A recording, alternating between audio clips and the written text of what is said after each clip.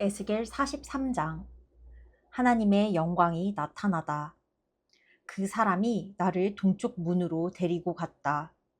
오, 이스라엘 하나님의 찬란한 영광이 큰 물소리와 함께 동쪽에서 밀려들었고, 그 찬란한 영광의 광채에 땅이 환히 빛났다. 이는 그분께서 도성을 멸망시키러 오셨을 때 내가 보았던 것과 같은 모습이었다. 또 전에 그발 강가에서 본 것과도 같은 광경이었다. 이번에도 나는 얼굴을 땅에 대고 엎드렸다. 하나님의 찬란한 영광이 동쪽 문을 통해 성전 안으로 쏟아져 들어왔다. 그 영이 나를 일으켜 세우고 나를 안뜰로 데리고 갔는데 내가 보니 성전에 하나님의 찬란한 영광이 가득했다. 그 사람이 내 곁에 서 있는데 성전 안쪽에서 누군가가 나를 향해 말하는 소리가 들려왔다. 사람의 아들아, 이곳은 내 보좌가 있는 곳, 내 발을 놓는 곳이다. 내가 이스라엘 백성과 영원히 살 곳이다. 다시는 이스라엘 백성과 왕들이 창녀짓을 하거나 길가에 산당을 세우고 우상으로 내 거룩한 이름에 먹칠을 하는 일이 없을 것이다. 그들은 나를 예배하는 처소 바로 옆에서 얇은 담 하나를 사이에 둔 채 우상숭배 산당들을 세우고 더러운 의식으로 내 거룩한 이름을 진창에 쳐박았다. 그러니 내가 어찌 진노 가운데 그들을 멸하지 않을 수 있었겠느냐. 이제 창녀짓을 그치고 그들의 왕들이 들여온 악취나는 우상들을 모두 없애게 하여라. 그러면 내가 그들이 사는 곳으로 옮겨가서 영원히 그들과 함께할 것이다. 사람의 아들아, 이스라엘 백성에게 이 성전에 관한 모든 것을 말해주어라. 그들은 지금껏 살아온 방종한 삶에 대해 스스로 경악하게 될 것이다. 이스라엘 백성이 이 성전 배치도를 면밀히 살펴보게 하여라. 그들이 가던 길을 멈추게 될 것이다. 성전 전체 도면, 입구와 출구, 비율, 규정과 법도를 다 보여주어라. 그들이 볼 수 있도록 그림을 그려주어 도안과 그 의미를 이해하게 하고 그 취지대로 살 수 있게 하여라. 이것이 성전의 법이다. 성전이 산 정상에서 빛을 발하면 그 주변 전체가 거룩한 땅이 된다. 그렇다. 이것이 성전의 법, 곧 성전의 의미다. 길이가 53cm인 긴 자로 잰 제단의 치수는 이러하다. 밑받침 물바디는 길이가 53cm, 너비가 53cm이며 테두리에는 16.6cm의 턱이 있다. 제단의 높이는 밑받침부터 첫째 선반까지 1.06m이며 너비는 53cm다. 첫째 선반부터 둘째 선반까지의 높이는 2.12m, 너비는 53cm다. 그 위에는 2.12m 높이의 제단 화덕이 있다. 화덕 위로 솟은 4개의 뿔은 높이가 53cm다. 제단 맨 위에 있는 화로는 가로와 세로가 각각 6.36m인 정사각형이다.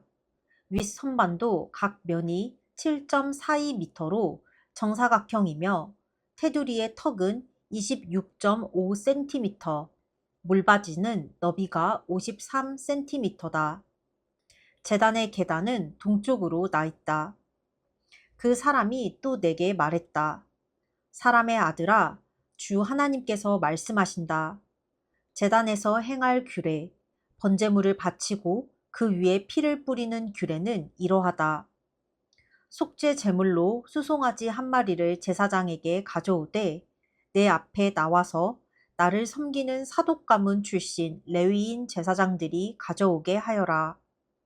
소의 피를 가져다가 제단 맨 윗선반 내 귀퉁이에 솟아있는 내 뿔과 테두리 턱에 발라라. 이것은 제단을 정결하게 하고 거기서 희생 제물을 드릴 수 있게 하려는 것이다. 그런 다음 속죄 제물로 바친 수송아지를 가져다가 성소 바깥마당 지정된 장소에서 불태워라. 이튿날에는 흠없는 수렴소 한 마리를 속죄 제물로 바쳐라.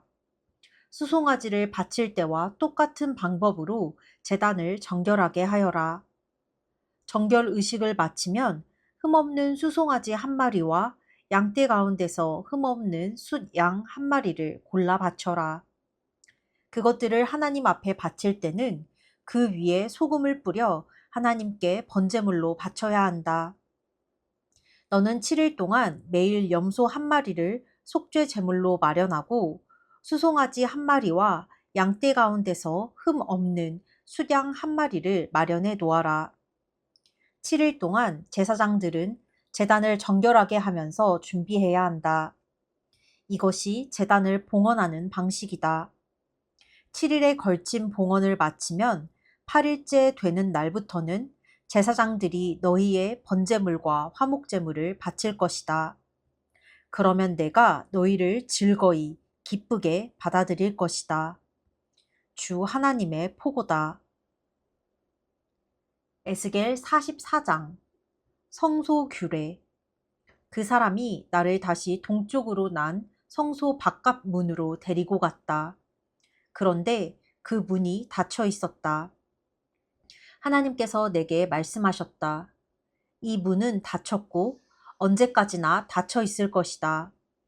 누구도 이 문을 통해 들어갈 수 없다. 하나님, 이스라엘의 하나님이 이 문으로 들어갔기 때문이다. 이 문은 영원히 닫혀 있을 것이다.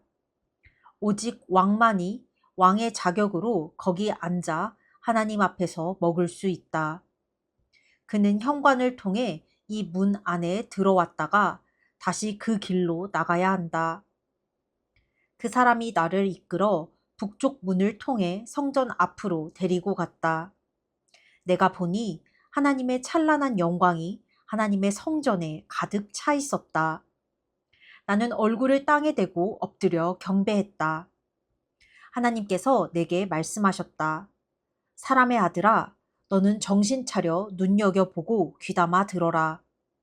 내가 이 하나님의 성전의 규례와 법규에 대해 내게 이르는 모든 말과 성전과 성소 출입구에 대해 이르는 지침에 주목하여라.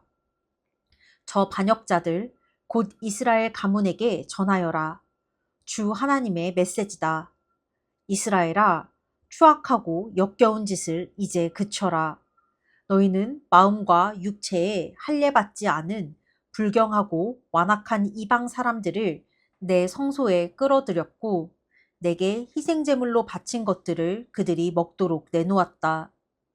너희는 추악하고 역겨운 짓을 서슴지 않았으며 신의를 저버리고 나와 맺은 엄숙한 언약을 깨뜨렸다.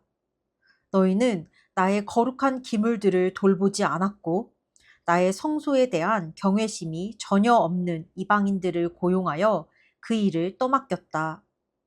마음이나 육체에 할례를 받지 않은 불경하고 완고한 이방인들은 이스라엘 사람들과 함께 살고 있어도 내 성소에 들어올 수 없다.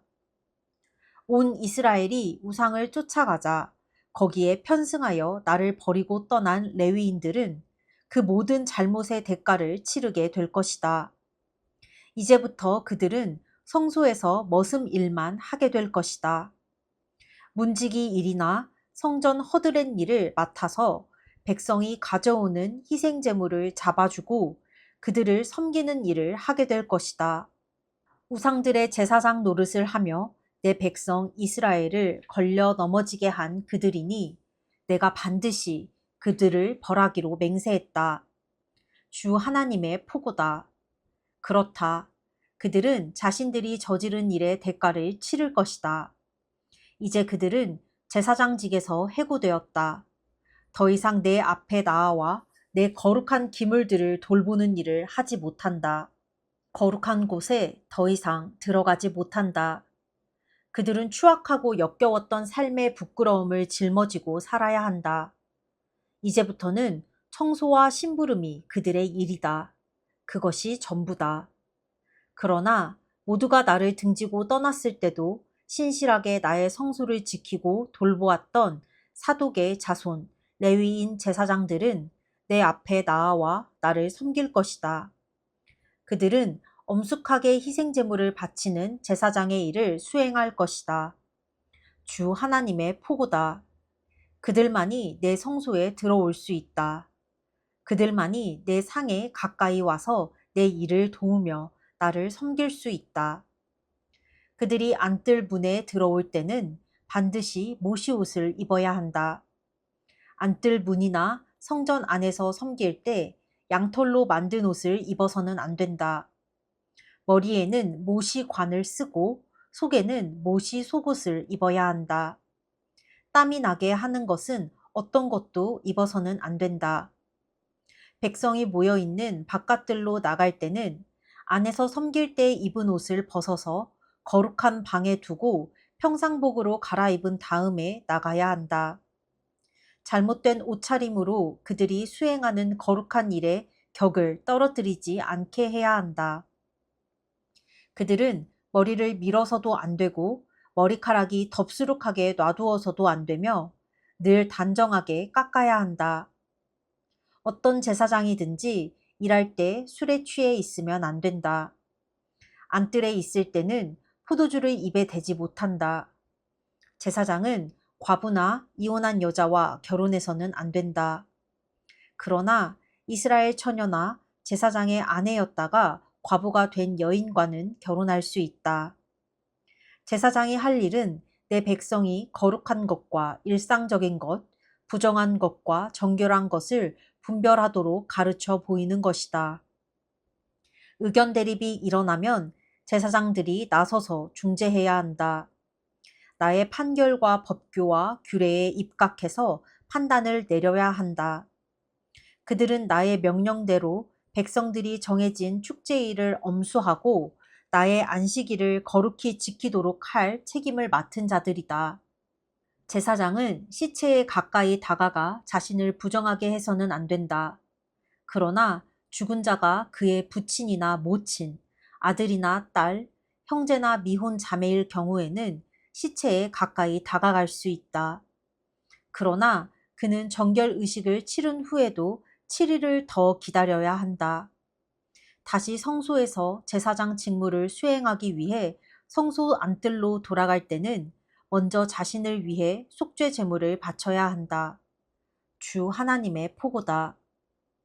제사장들의 땅 소유에 대해 말하면 내가 바로 그들의 유산이다. 그들에게는 이스라엘의 어떤 땅도 주어서는 안 된다. 내가 그들의 땅이며 내가 그들의 유산이다. 그들은 곡식 제물과 속죄 제물과 속건 제물에서 양식을 얻을 것이다. 이스라엘 사람들이 예배를 위해 하나님께 바친 것들은 모두 그들의 몫이다. 사람들이 기른 것 중에 가장 좋은 것과 모든 특별 선물도 제사장들의 몫이다. 하나님께 예배하며 바친 모든 것이 그들의 몫이다. 먼저 그들을 섬겨라. 너희 소유 중에 가장 좋은 것으로 그들을 섬겨라. 그러면 너희 집이 복을 받을 것이다. 제사장은 길이나 들에서 죽은 짐승들 중에 사람의 통상적 음식이 아닌 고기는 새든지 짐승이든지 먹어서는 안 된다. 에스겔 45장.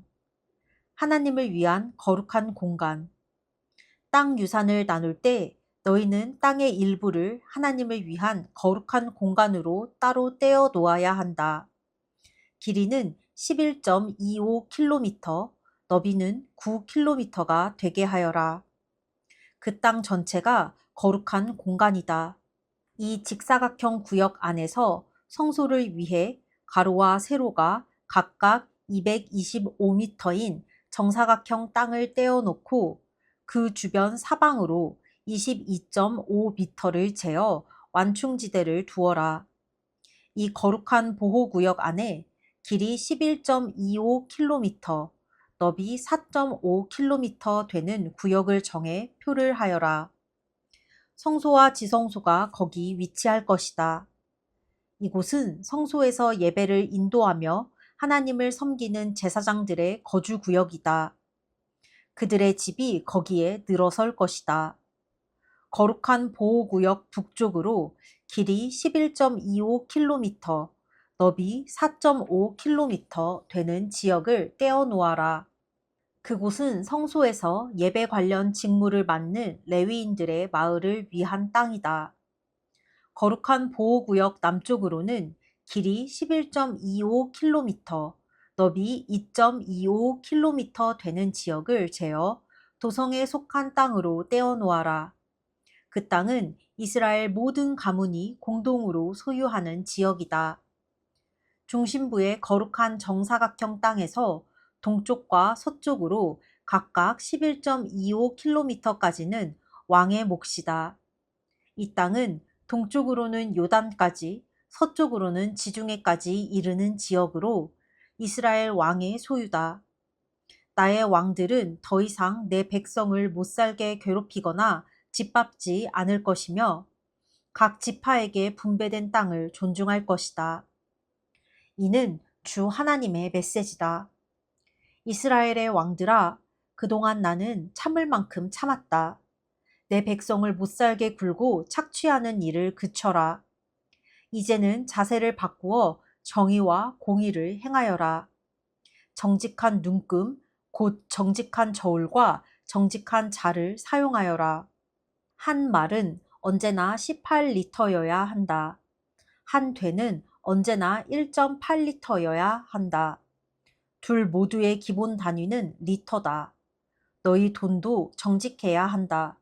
위조 지폐는 안 될 말이다. 제사 규례. 너희가 바쳐야 할 제물은 이러하다. 너희 밀의 60분의 1, 보리의 60분의 1, 기름의 100분의 1, 그리고 이스라엘의 비옥한 초장에서 자라는 양들 200마리당 한 마리씩이다. 이것들은 백성을 위해 드리는 속죄제의 곡식제물, 번제물, 화목제물로 사용될 것이다. 주 하나님의 포고다. 이 땅 모든 사람이 이스라엘 왕이 관장하는 이 특별 봉헌에 참여해야 한다. 거룩한 축제일과 매달 초하루와 안식일, 곧 이스라엘 백성이 지켜야 할 모든 축제일에 바칠 번제물과 곡식제물과 부어드리는 제물을 마련하는 일은 왕의 몫이다. 이스라엘 백성을 위한 속죄제에 바칠 속죄제물, 곡식제물, 번제물, 화목제물을 마련하는 일은 그의 책임이다. 이는 주 하나님의 메시지다. 첫째 달 첫째 날에는 흠없는 수송아지 한 마리를 골라다가 성소를 정결하게 하여라. 제사장은 그 속죄 제물의 피를 가져다가 성전의 문기둥과 제단의 선반 네 모서리와 안뜰 문 입구에 발라야 한다. 그달 7일에도 모르고 죄를 지은 자들을 위해 그와 같이 다시 한번 행하여라. 이렇게 성전을 위해 속죄하여라. 첫째 달 14일에 너희는 유월절을 지켜야 한다. 7일 동안 이어지는 이 축제 기간에는 누룩을 넣지 않은 빵을 먹어야 한다. 유월절 날에 왕은 자신과 온 나라 백성을 위해 송아지 한 마리를 속죄 제물로 바쳐야 한다. 7일의 축제 기간 동안 그는 날마다 흠없는 수송아지 7마리와 수양 7마리를 하나님께 번제물로 바치고 날마다 수렴소 한 마리도 바쳐야 한다. 왕은 수송아지 한 마리와 수양 한 마리를 바칠 때마다 20리터 상당의 곡식 제물과 4리터 상당의 기름도 함께 바쳐야 한다. 일곱째 달 15일과 7일간의 축제 기간에도 그는 날마다 속죄 제물과 번제물과 곡식 제물과 기름을 전과 동일하게 바쳐야 한다. 에스겔 46장. 주 하나님의 메시지다. 안뜰 동쪽 문은 일하는 엿새 동안 닫아두되 안식일에는 열어야 한다. 그 문은 매달 초하루에도 열어야 한다. 왕은 그 문으로 들어와서 벽기둥 곁에 설 것이며 그가 거기 현관에서 예배하는 동안 제사장들이 그의 번제물과 화목제물을 바쳐야 한다. 그가 떠난 후에도 그 문은 저녁 때까지 닫지 말아야 한다. 안식일과 매달 초하루에는 백성이 그 문 바깥 입구에 모여 하나님을 예배해야 한다. 안식일에 왕이 하나님께 바칠 번제물은 흠없는 어린 양 6마리와 흠없는 숫양 1마리다. 숫양과 함께 곡식 제물 20리터와 기름 4리터를 바치고 각 어린 양에는 소량의 곡식을 곁들여야 한다. 매달 초하루 왕은 수송아지 1마리와 어린 양 6마리와 숫양 1마리를 흠없는 것들로 바쳐야 한다. 숫양과 수송아지를 바칠 때는 각각 곡식 제물 20리터와 기름 4리터를 곁들이고 각 어린 양에는 소량의 곡식 제물을 곁들여야 한다. 들어올 때 왕은 문 입구의 현관을 통해 들어와야 하고 나갈 때도 그 길로 나가야 한다. 그러나 정한 축제일에 이 땅의 백성이 하나님께 예배하러 올 때는 북쪽 문을 통해 들어온 자는 남쪽 문으로 나가고 남쪽 문을 통해 들어온 자는 북쪽 문으로 나가야 한다. 들어온 문으로 되돌아 나가서는 안 되며 반대 문을 통해 나가야 한다. 백성들이 들어오고 나갈 때 왕도 그들과 함께 섞여서 들어오고 나가야 한다. 축제일과 정한 축일에 바칠 곡식 제물의 양은 20리터이며 수송아지와 수장에는 기름 4리터를, 각 어린 양에는 소량의 곡식을 곁들여야 한다. 왕이 자원하여 하나님께 번제물이나 화목제물을 가져올 때는 그에게 동쪽 문을 열어주어야 한다. 그는 안식일에 하듯이 자신의 번제물이나 화목제물을 바칠 것이며 그런 다음 떠나야 한다. 그가 밖으로 나간 다음에는 문을 닫아야 한다. 매일 아침 너희는 하나님께 바칠 번제물로 1년 된 흠없는 어린 양 1마리를 가지고 와야 한다. 또 매일 아침 곡식 제물로 곡식 약 4리터에 1.25리터의 기름을 부어 가지고 와야 한다. 이와 같이 하나님께 곡식 제물을 바치는 것은 반드시 지켜야 할 율례다. 어린 양과 곡식 제물과 기름을 번제물로 바치는 일은 날마다 행해야 할 의식이다. 주 하나님의 메시지다. 만일 왕이 자기 아들 중 하나에게 유산을 떼어서 주면 그것은 대대로 그 가문의 소유가 된다. 그러나 왕이 어떤 종에게 자기 유산을 떼어서 선물로 주면 그것은 해방의 해 희년까지만 그 종의 소유가 되고 그 후에는 다시 왕에게 되돌아간다. 왕의 유산은 오직 그의 아들들의 것이며 대대로 그 가문이 소유한다. 왕은 백성 가운데 누구의 유산도 빼앗아서는 안 되며 그들의 땅 소유권을 빼앗아서도 안 된다. 그는 오직 자기 재산을 떼어서 아들들에게 줄 수 있다. 내 백성 누구도 자기 땅에서 내쫓기는 일이 있어서는 안 된다. 그런 다음 그 사람이 나를 데리고 북쪽 문을 통해 제사장들의 거룩한 방으로 가서 서쪽에 있는 뒷방 하나를 보여주었다. 그가 말했다. 여기는 제사장들이 속건 제물과 속죄 제물을 삶고 곡식 제물을 굽는 부엌이다. 바깥들에서 거룩한 그 일들을 하다가는 준비가 안 된 백성을 위험에 빠뜨리게 할 수 있으니 이곳에서 제물을 준비해야 한다. 그가 다시 나를 이끌고 바깥 뜰로 가서 그 뜰에 내 모퉁이를 보여주었다. 내가 보니 모퉁이마다 뜰이 있었다. 바깥들 네 모퉁이마다 각각 길이 18m, 너비 13.5m 되는 작은 뜰이 있었고 크기는 모두 같았다. 그 뜰의 안쪽 벽에 돌로 만든 선반이 있었고 그 선반 밑으로 요리용 화덕이 놓여 있었다. 그가 일러주었다. 여기는 성전에서 섬기는 자들이 백성의 희생 제물을 삶는 부엌이다. 에스겔 47장.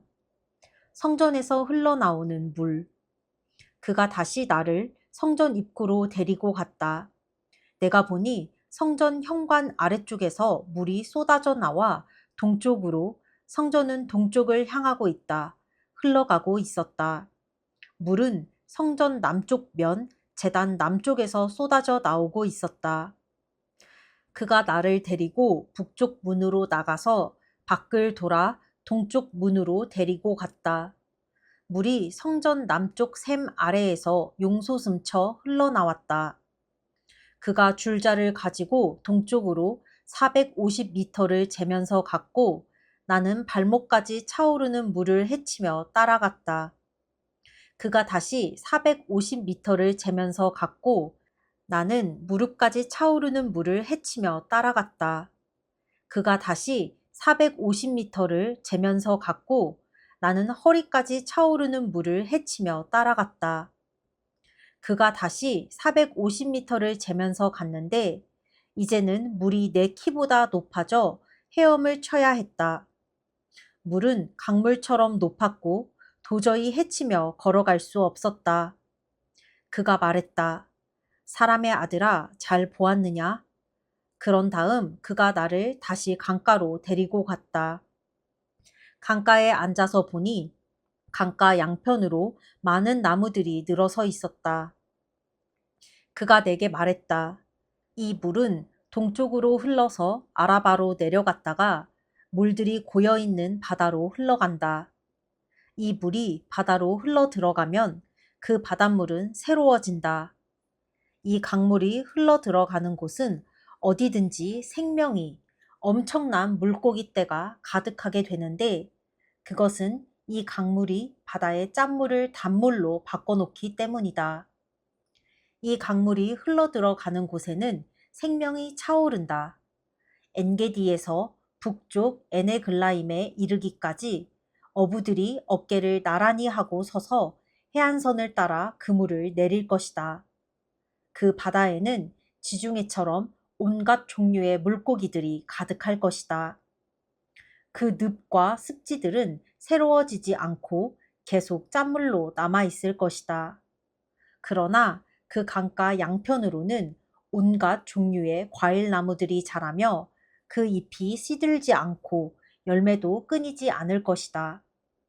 나무들은 때마다 신선한 열매를 맺을 것인데 성소에서 나온 강물이 그 나무들에게 흘러가기 때문이다. 그 열매는 양식이 되고 그 잎은 약재가 될 것이다. 땅의 경계선과 분배, 주 하나님의 메시지다. 다음은 이스라엘 12지파가 유산으로 나누어 가질 땅의 경계선이다. 요셉은 두 몫을 가질 것이다. 나머지 지파들은 땅을 똑같이 나누어야 한다. 나는 너희 조상에게 이 땅을 주기로 엄숙히 맹세했다. 이 땅이 너희의 유산이 될 것이라고 내가 맹세했다. 이 땅의 경계선은 다음과 같다. 북쪽 경계선은 큰 바다 지중해에서 시작해 헤들론 길을 따라 하맛 어귀와 스닷과 브로다, 다마스쿠스와 하맛 사이의 시브라임, 더 나아가 하우란과 접한 하셀 하티곤까지 이른다. 이렇게 북쪽 경계선은 지중해에서 하살 에논까지 이어지는데 그 위로 다마스쿠스와 하맛 지역과 접경하고 있다. 이것이 북쪽 경계선이다. 동쪽 경계선은 다마스쿠스와 하우란 사이에서 시작해 길르앗과 이스라엘 땅 사이의 경계인 요단강을 따라 아래로 가다가 멀리 동쪽 바다 다말까지 이른다. 이것이 동쪽 경계선이다. 남쪽 경계선은 다말에서 시작해 서쪽으로 무리봇 가데스 샘을 지나 이집트 시내를 따라가다가 큰 바다 지중해까지 이른다. 이것이 남쪽 경계선이다. 서쪽 경계선은 큰 바다 지중해를 따라 북쪽으로 가다가 동쪽 하맛 어귀로 접어드는 지점까지 이른다. 이것이 서쪽 경계선이다. 너희는 이 땅을 이스라엘 12지파별로 나누어라. 너희 유산으로 나누어 가지되 너희 가운데 자녀를 낳고 사는 거류민들에게도 몫이 돌아가게 하여라. 그들도 너희처럼 이 땅에서 태어난 사람들로 대우해 주어라. 그들도 이스라엘 지파와 함께 유산을 얻게 하여라. 모든 거류민이 각자 사는 지역에서 자기 유산을 받게 하여라. 주 하나님의 포고다. 에스겔 48장. 각 지파의 몫과 거룩한 땅. 지파들은 이러하다. 단, 북쪽 경계선에서 시작해 헤들론 길을 따라 하맛 어귀와 하살 에논까지, 곧 다마스쿠스 영토와 하맛을 북쪽으로 두고 동쪽에서 서쪽까지가 그들이 받을 몫이다. 아셀, 단 경계에 닿아 있는 동쪽에서 서쪽까지가 그들이 받을 몫이다. 납달리, 아셀 경계에 닿아 있는 동쪽에서 서쪽까지가 그들이 받을 몫이다. 므낫세, 납달리 경계에 닿아 있는 동쪽에서 서쪽까지가 그들이 받을 몫이다. 에브라임, 므낫세 경계에 닿아 있는 동쪽에서 서쪽까지가 그들이 받을 몫이다.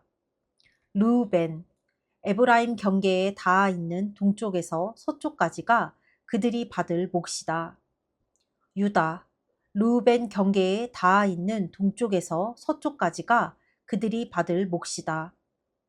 유다 경계에 닿아 있는 동쪽에서 서쪽까지는 구별된 지역으로 너희는 그 땅을 거룩한 곳으로 따로 떼어 놓아야 한다. 가로와 세로가 11.25km인 정사각형 지역의 중심에 성소가 자리 잡는다. 너희는 길이 11.25km, 너비 4.5km 되는 구역을 하나님을 위해 따로 구별해야 한다. 그 지역은 이렇게 나뉜다. 북쪽과 남쪽으로 길이 11.25km, 동쪽과 서쪽으로 너비 4.5km 되는 구역은 제사장들의 몫이다. 하나님의 성소가 그 중심에 자리한다. 이것은 거룩하게 구별된 제사장들인 사독의 자손들을 위한 구역으로 그들은 레위인들과 달리 이스라엘이 그릇 행했을 때도 바른 길에서 벗어나지 않고 한결같이 나를 섬겼다. 이것은 그들이 받는 특별 선물이요 이 땅이 주는 선물이며 지극히 거룩한 땅으로 레위인들의 구역과 닿아 있는 지역이다. 레위인들의 구역도 제사장들의 구역과 같은 크기로 길이가 11.25km, 너비가 4.5km다. 이 구역의 땅은 단 한 평도 팔거나 거래할 수 없다. 이 땅은 가장 좋은 구역이며 무엇보다 하나님께 거룩한 곳이다. 거룩한 정사각형의 나머지 길이 11.25km, 너비 2.25km 되는 구역은 평범한 용도로 사용된다. 도성과 건물들을 세우고 도시를 중심으로 주위에 빈 터를 둔다. 도성의 북쪽과 남쪽과 동쪽과 서쪽 면의 길이는 각각 약 2.25km다.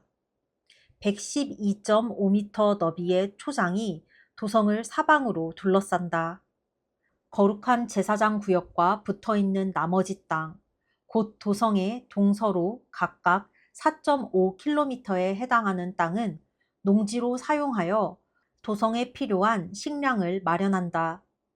이스라엘 모든 지파에서 온 일꾼들이 거기서 땅을 경작할 것이다.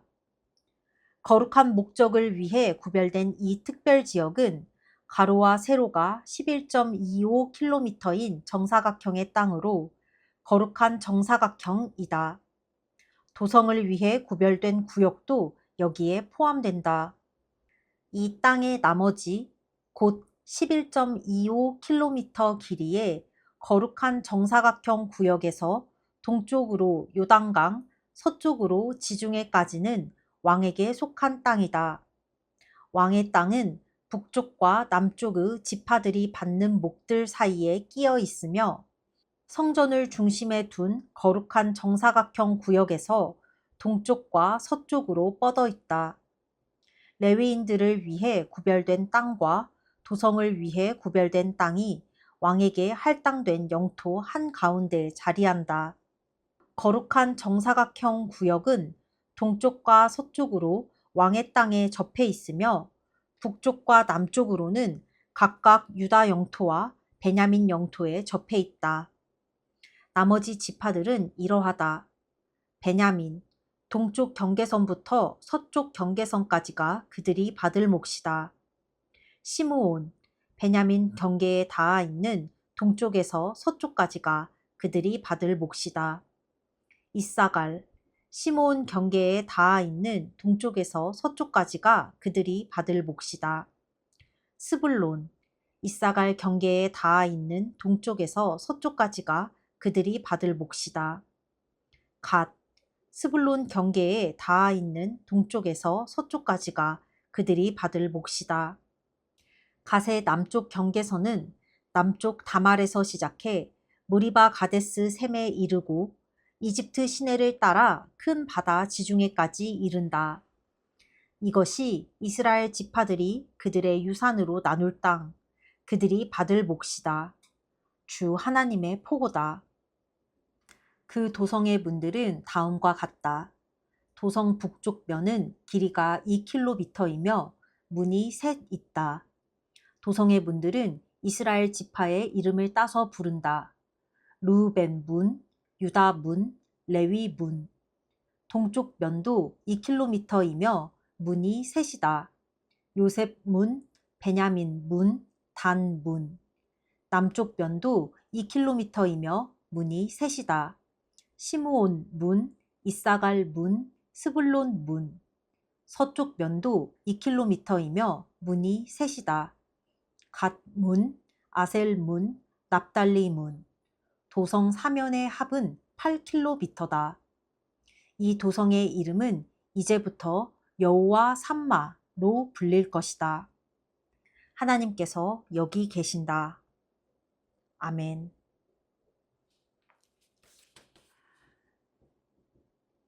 오늘로써 에스겔이 끝났는데 이 에스겔 후반부에는 이제 이제 흩어진 이스라엘 백성들을 하나님이 다시 모으시고 그 백성들이 그 땅을 차지하고 이제 그 이스라엘 12지파가 어떻게 이렇게 땅을 분배하고 받을지 그리고 그들이 어떻게 살지에 대해서 정말 정확하고 구체적인 수치와 함께 보여주시는 부분이다.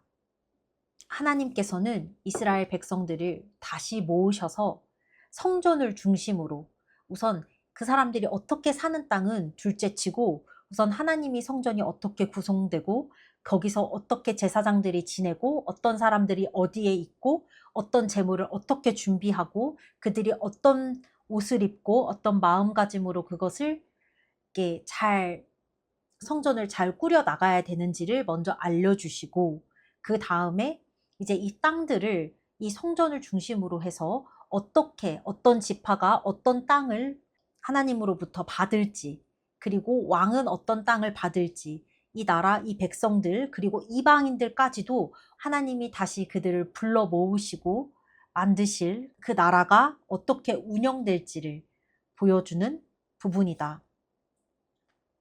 하나님은 그냥 말로만 내가 흩어진 니네를 모아서 다시 한 나라를 만들어서 살게 할 거야가 아니라 내가 너네를 어떻게 불러 모을 거고 어떤 식으로 다시 거룩하게 그 나라를 세워갈 거야 하는 정말 정말 디테일한 모든 계획을 갖고 계신다.